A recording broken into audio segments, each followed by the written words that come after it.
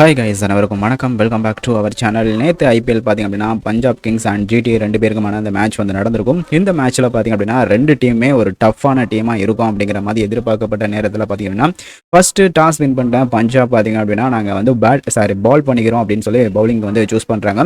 இப்போ இந்த பக்கம் இருக்கக்கூடிய நம்ம சுமன் கில் பார்த்திங்க அப்படின்னா நாங்கள் வந்து பேட்டிங் பண்ணுறோம் அப்படின்னு சொல்லிட்டு அவங்க வந்து பேட்டிங் பண்ண ஆரம்பிக்காங்க. அவங்களோட டாப் ஆர்டரான சாய் மற்றும் கில் ரெண்டு பேருமே வந்து பேட்டிங் பண்ணுறாங்க. சாய் சுதர்சன் பார்த்திங்க அப்படின்னா ஒரு 11 பந்து ஆடிட்டு இருக்கும்போது ஒரு 13 ரன்கள் அப்படிங்கிற மாதிரி இதில் விக்கெட்டை இழந்துடுறாங்க.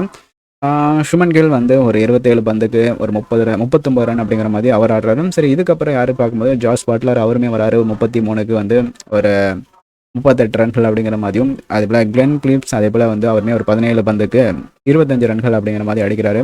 அதுக்கடுத்து வந்து வாஷிங்டன் சுந்தர் அவருமே ஒரு 16 பந்து பிடிச்சி ஒரு 18 ரன் அப்படிங்கிற மாதிரி ஆடி இருக்காரு. அதுக்கப்புறம் வந்து ஷாருக் கானாக இருக்கட்டும், ராகுல் திரவாட்டியாவாக இருக்கட்டும், ரஷித் கான் எல்லாருமே பார்த்திங்க அப்படின்னா ஒரு சொற்ப ரன்களில் அவங்க எல்லாருமே அவுட் ஆகிடுறாங்க. கிட்டத்தட்ட அவங்க எல்லாருமே சேர்ந்து ஒரு 20 ஓவரில் 162 ரன்கள் மட்டுமே அடிச்சிருக்காங்க. இப்போ 162 ரன்களை வந்து பஞ்சாப் கிங்ஸ் வந்து ஈஸியாக வந்து சேஸ் பண்ணிடுவாங்க அப்படின்னு சொல்லி பார்க்கும்போது நம்ம இந்த பக்கம் பஞ்சாப் கிங்ஸு ஃபஸ்ட்டு பிரியான் ஷாரியா அவருமே டாப் ஆர்டரில் ஆடக்கூடிய அவருமே வந்து ஃபெயிலியராக போயிட்டாரு.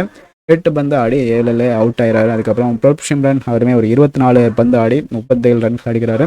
அதுக்கப்புறம் வந்து அவர் தான் கூப்பர் காண்டி அவர் தான் கிட்டத்தட்ட 44 பந்து பிடிச்சி 72 ரன்கள் கிட்ட வந்து அடித்து அவர் ஃபைனல் வரைக்கும் கடைசி வரைக்கும் இருப்பார். அதுக்கப்புறம் ஷ்ரேயஸ் ஐயர் அவருமே ஒரு 11 பந்து பிடிச்சி 18 ரனில் அவுட் ஆகிட்டார். அவரோட கையில் ஒரு சின்ன காயம் காரணமாக அடுத்த பந்தே அவுட் ஆயிடுவார்.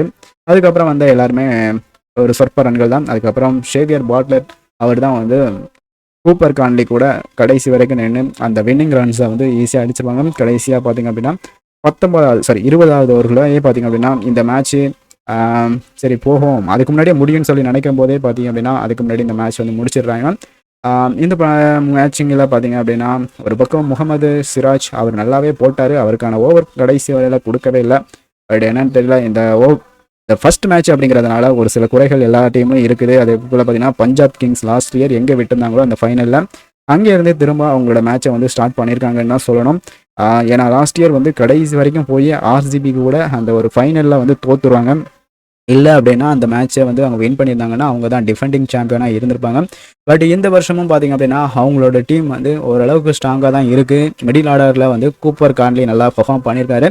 பட் ஷ்ரேயஸ் ஐயர் இருக்கட்டும், மற்ற அதுக்கப்புறம் உள்ளக்கூடிய எல்லாருமே பார்த்திங்கன்னா மார்க்கஸ் ஸ்டாயின்ஸாக இருக்கட்டும், லாஸ்ட் இயருமே அவர் ஃபெயிலியர் தான். பட் அவரையும் ரிட்டர்ன் பண்ணி தான் போட்டிருந்தாங்க. இந்த வருஷம் அவரும் ஃபெயிலாக தான் போயிட்டுருக்காரு.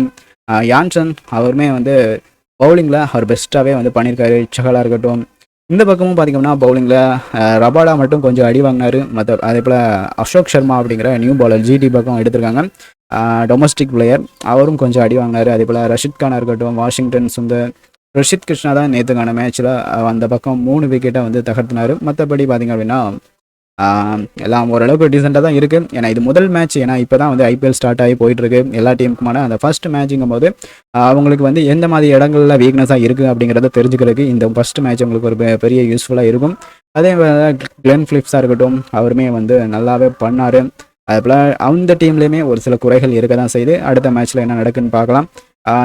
நீங்கள் என்ன நினச்சிங்க? நேற்று மேட்ச்சு உங்களுக்கு வந்து ஒரு டஃப்பான மேட்சாக போச்சா, இல்லை வந்து ஒரு ஈஸி வின் தான் அப்படிங்கிற மாதிரி பஞ்சாப் கிங்ஸுக்கு தோணுச்சா அப்படிங்கிற உங்களோட கருத்துக்கள் என்ன அப்படிங்கிறத சொல்லுங்கள். அதேபோல் இந்த ஐபிஎல் 2026 வின்னர் யாராக இருக்கும் நீங்கள் நினைக்கிறீங்க அப்படிங்கிறத கமெண்ட்டில் சொல்லுங்கள். அதேபோல் உங்களுக்கு இந்த வீடியோ பிடிச்சா லைக் பண்ணுங்கள், சேனலை சப்ஸ்கிரைப் பண்ணுங்கள். வேற ஒரு வீடியோவில் உங்களை சந்திக்கிறேன்.